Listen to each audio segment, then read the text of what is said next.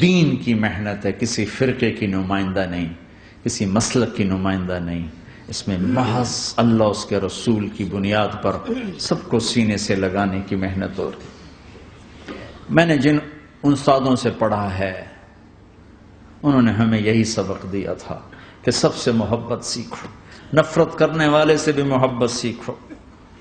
ہمارے ایک ساتھی جواد وسیم صاحب ڈراموں میں ہوتے تھے، پھر 4 مہینے لگے ان کے، تو وہ بتانے ملنے آئے تو ساتھ ایک ہمارے مولوی صاحب تھے، وہ کہہ رہے تھے مولانا یہ جواد صاحب ہیں، یہ ڈراموں میں کام کرتے تھے، اب ان تبلیغ میں 4 مہینے لگا لیے، اب ہم کہہ رہے ہیں کہ یہ ڈرامے چھوڑ دیں۔ تو مولانا نے فرمایا جو وہاں گرے پڑے ہیں ان کو کون اٹھائے گا، ان کو کون اٹھائے گا؟ تو انہوں نے ذرا غصہ دلانے کے لیے کہا مولانا وہاں لڑکیاں ننگی ناچتی ہیں۔ تو مولانا نے کہا ہماری ہی بیٹیاں ہیں، ہماری ہی بیٹیاں ہیں۔ کوئی مولوی صاحب کہہ سکتا ہے ناچنے والی کو میری بیٹی ہے؟ کہا ہماری ہی بیٹیاں ہیں۔ میں نے اس استاد سے قرآن سیکھا ہے، انہوں نے ہمیں محبت سکھائی ہے کہ محبت دو، لوگوں کو محبت دو، محبت۔ عامر خان سے میری ملاقات ہوئی، میں نے اس کو کوئی دین کی بات نہیں کی، صرف محبت دی۔ اب تک اس کے میسج آتے کہ میں زندگی میں کسی سے متاثر نہیں ہوا، تم پہلے آدمی ہو جس سے میں متاثر ہوں، میں نے کوئی جادو کیا، صرف محبت۔ لوگوں کو محبت دو، قریب ہوں۔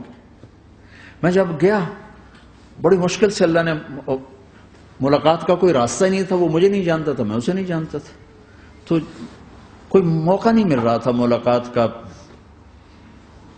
تو اللہ نے شاہد آفریدی کو بھیج دیا۔ شاہد آفریدی اس کی دوستی تھی، ہمارا جو کرکٹر ہے۔ میں نے اس سے فون پر کہا یار میری ملاقات تو کرا، اس نے ملاقات کروائی۔ تو اس نے مجھے کہا آدھا گھنٹہ ہے، آدھا گھنٹہ۔ جب میں پہنچا میکسیمم پونا گھنٹہ، میں نے کہا ٹھیک۔ میں گیا تو وہ سہما ہوا چہرہ کہ بھئی مولانا آ گیا، پتہ نہیں کیا کہیں گے، بھئی یہ تو کیا کر رہا ہے، تو حرام کر رہا ہے، ناچ رہا ہے، گا رہا ہے، توبہ کر، ابھی تیرے لیے دوزخ کا فیصلہ ہو جائے، پتہ نہیں کیا ہو، وہ ڈرا ہوا سہما ہوا تھا۔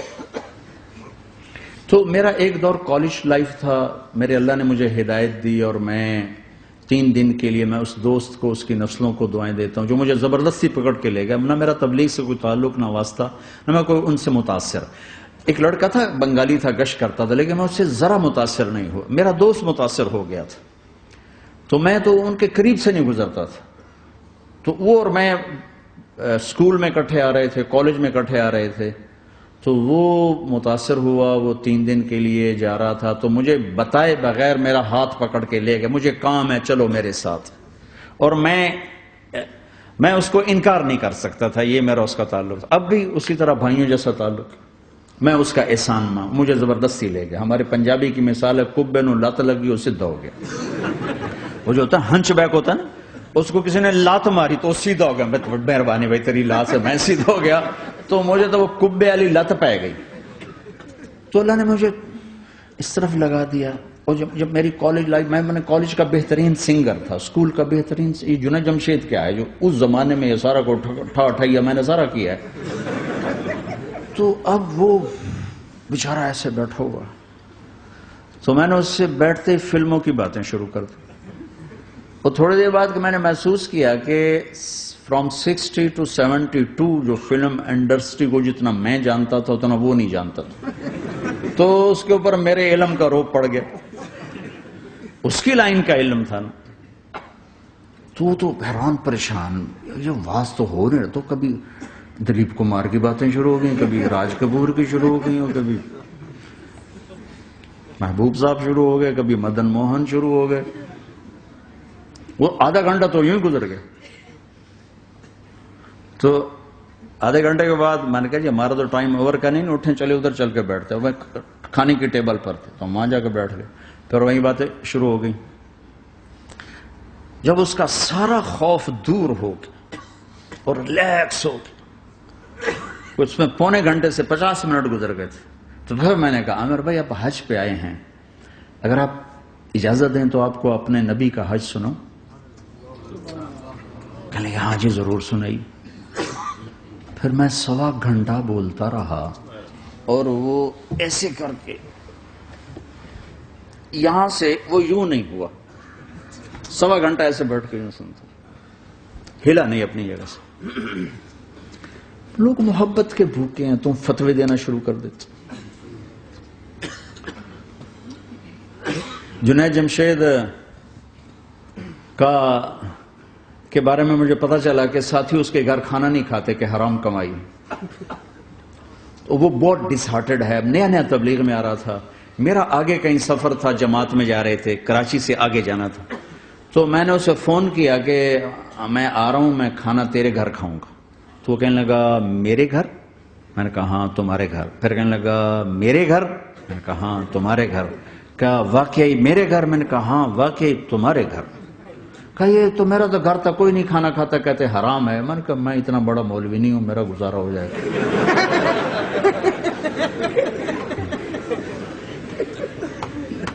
کچھ عرصے بعد وہ 4 مہینے کے لیے جماعت میں چل رہا تھا. لوگوں کو محبت. میں رائمنڈ میں بیٹھا تھا, ایک شخص آ گیا. کہا جی وہ مبارک سینما لاہور میں تھا, اس کا مالک آ رہا تھا چند دنوں سے رائمنڈ. آج وہ کچھ گھر سے لے کر آیا تو ایک دی وہاں کسی رائمنڈ میں کسی کو پیش کی, تو اس نے انکار کر دیا, میں نہیں کھاتا, آپ کی کمائی حرام ہے. تو بہت زیادہ شرمندہ ہو رہا. میں نے کہا اسے لے آؤ جلدی سے میرے پاس.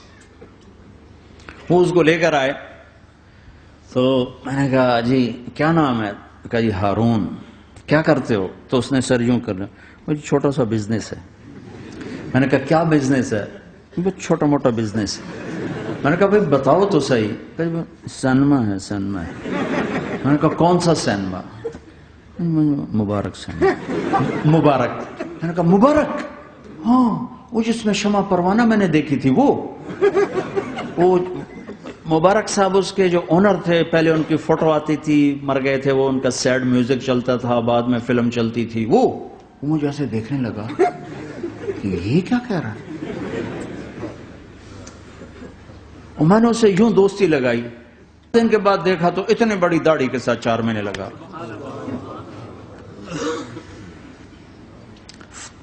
لوگ فتوے دینے میں بڑی جلدی کرتے, بدگمان بڑی جلدی ہوتی.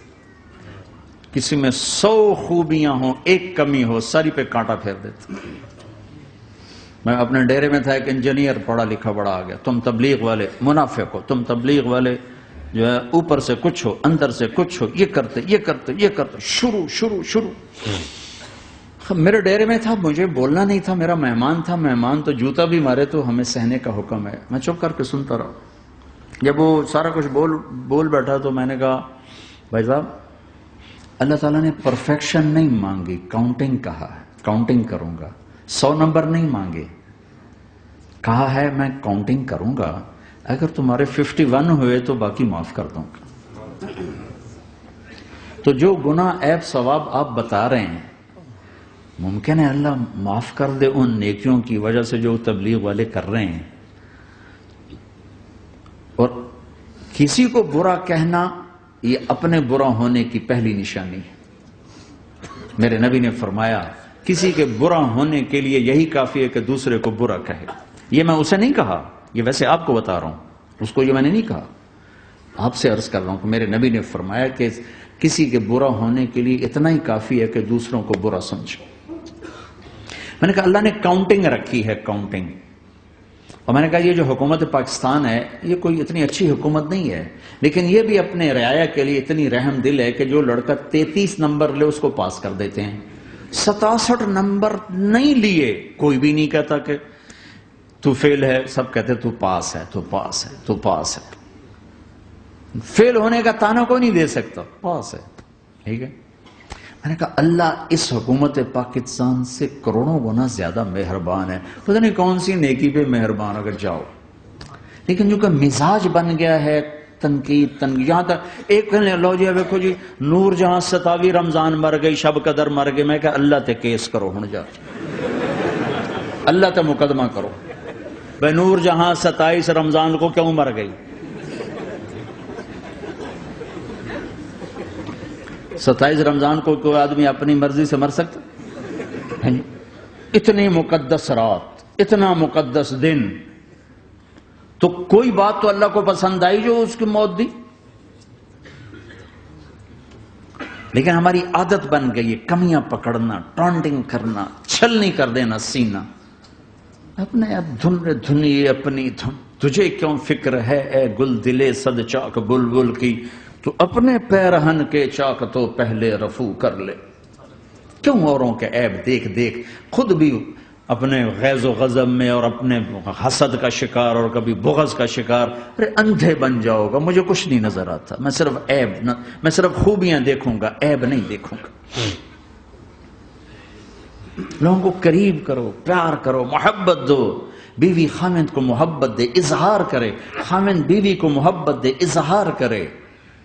میرے نبی نے فرمایا بیویوں کے لیے زیب و زینت اختیار کرو. میرے نبی نے فرمایا اپنی بیویوں کے لیے زیب و زینت اختیار کرو. اور عورتوں کو ترغیب دی، فرمایا ام سلمہ میرے لیے ایسے میک اپ کرتی ہے جیسے جنت کی حور اپنے خامند کے لیے میک اپ کرے گی. کیا خوبصورت زندگی بتائی. ہم عائشہ کو لقمے بنا بنا کے کھلاتے تھے. محبت تو.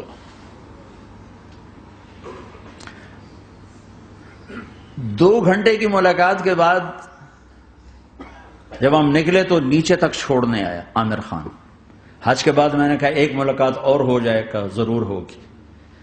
پھر اس کا میسج آیا کہ میں مدینے چلا گیا ہوں، معذرت چاہتا ہوں. میں نے کہا میں مدینے آ جاؤں گا. میں مدینے پہلے ہو آیا تھا حج سے پہلے.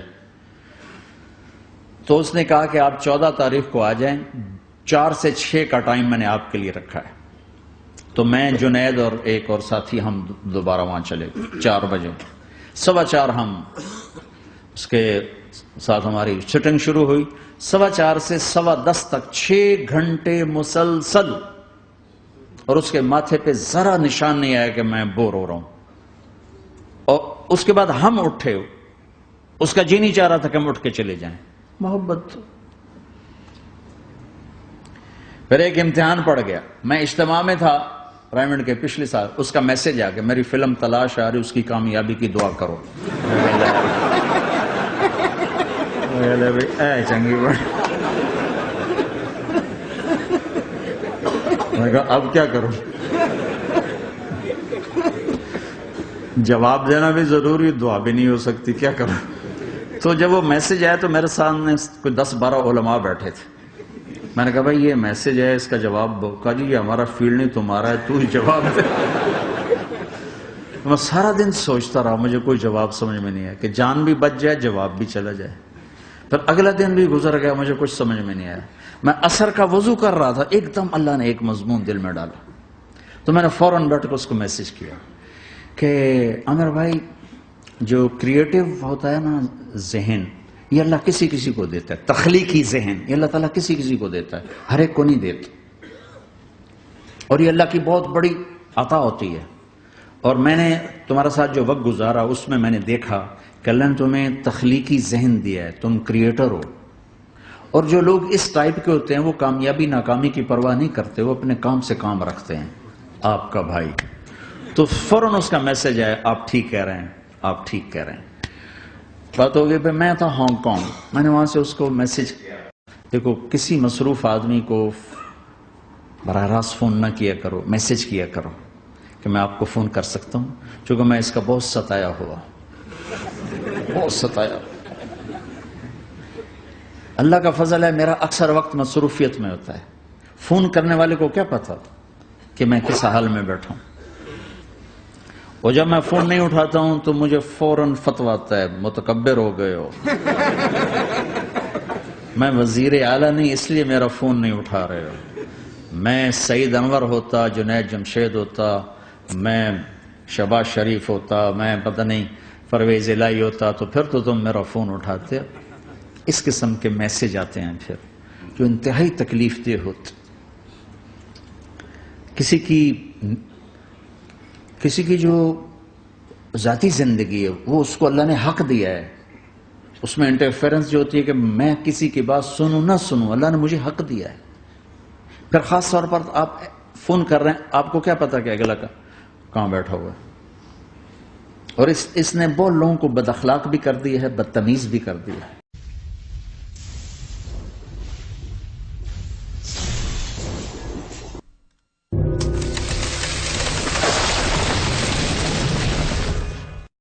সাড়ে তিন হাতের মাটির গহরে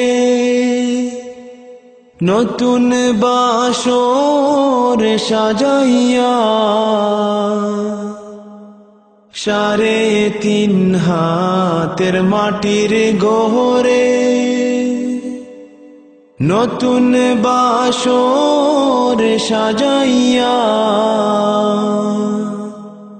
সবাই মিলে দিলায় আমায় এই গড়েতে রাখিয়া। আম্মা তুমি কান্দো কেন, চোখের পানি চারিয়া। আম্মা তুমি কান্দো কেন,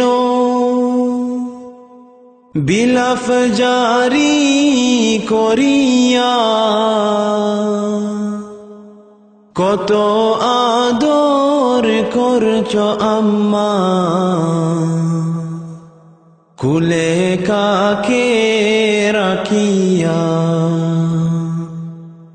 সাড়ে তিন হাতের মাটির গড়ে নতুন বাসর সাজাইয়া, সবাই মিলে দিলায় আমায় এই গড়েতে রাখিয়া। আব্বা তুমি কান্দো কেন, মাথায় হাত রাখিয়া। আব্বা তুমি কান্দো কেন, মাথায় হাত রাখিয়া। শেষ দেখা দেখো আব্বা, নয়ন তোমার বরিয়া। সাড়ে তিন হাতের মাটির গড়ে নতুন বাসর সাজাইয়া, সাড়ে তিন হাতের মাটির গড়ে নতুন বাসর সাজাইয়া, কালি হাতে দিলায় বিদায় জনমেরও